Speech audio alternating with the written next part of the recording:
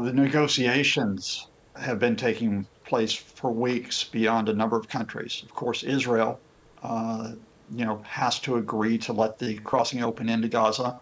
Egypt has to agree to allow the opening. Uh, you've had the Americans who've been involved in the discussions. You've had Qatar as a major mediator to try to get this border open, and a series of international leaders who have gone to Israel to make representations for this. But I hate to be cynical for, Yvonne, the reason for this is not really a breakthrough for a massive relief for those civilians in Gaza who are trapped. It's occurring because of the timing. It's a fig leaf for what is happening in the north of Gaza, which is Israel's expanded offensive, which means that a few civilians will get out, a few foreign nationals will get out, but more civilians will be killed and wounded at the same time as the bombing and the ground offensive goes on. Well, with the strike on the Jabalia refugee camp, where it's really hard to verify how many people exactly were killed, many are buried underneath the rubble still. Israel claims it took down a key Hamas player. But with this destruction, devastation and loss of lives at this densely populated site, how has this conflict yet again perhaps taken a new turn for the worse? Well, first of all, Yvonne, I think it's easy as analysts for us actually to not play either or here. What happened in Jabalia yesterday is that witnesses say there were scores of people, scores of civilians were killed when those apartment blocks were leveled in Jabalia, while the Israelis were carrying out a strike in the area, which probably did kill a Hamas leader and Hamas fighters. And both of those things happen. In other words, the turn here is that after weeks of the international community, the Australia, countries in the Arab world asking the Israelis not to expand this, with many countries saying you can contain Hamas without going in to try to wipe out Hamas and kill civilians, the Israeli War Cabinet has decided to go in to destroy Hamas. And I must be honest with you, that civilians and indeed the hostages, more than 240 hostages, they're expendable.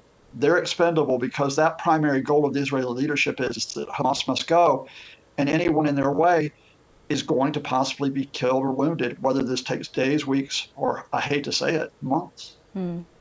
Well, Yemen's Houthi rebels for the first time have claimed to be behind missile and drone attacks targeting Israel. What do we know about this?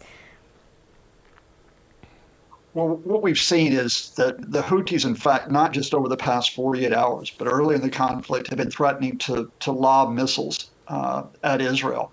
And those missiles have been intercepted, as they were yesterday, by Israeli defenses. But the significance in a wider sense here is that the Houthis are backed by Iran.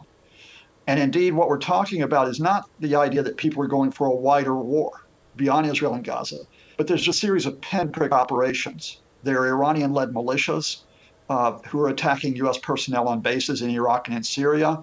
Hezbollah is skirmishing with the Israelis on the Lebanese border to the north of Israel. And so any one of these operations might escalate where it's no longer a pinprick operation, but does become possibly a wider conflict, a second front in this conflict that has already been so costly. And lastly, Scott, Bolivia has cut diplomatic ties with Israel over what it calls disproportionate attacks in Gaza, while Colombia, Chile have recalled their ambassadors in Israel. Might other leaders follow suit? Inevitably. I think the fact here is that you're looking at a series of countries, some of whom initially had actually said, look, both Palestinian and Israeli civilians need to be protected in light of Hamas's mass murders on October 7th.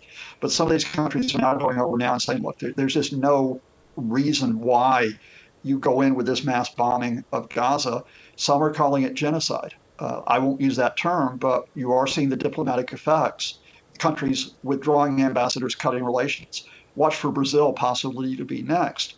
But in a wider sense, Yvonne, I go back to what we talked about earlier. The Israeli leaders have made a choice.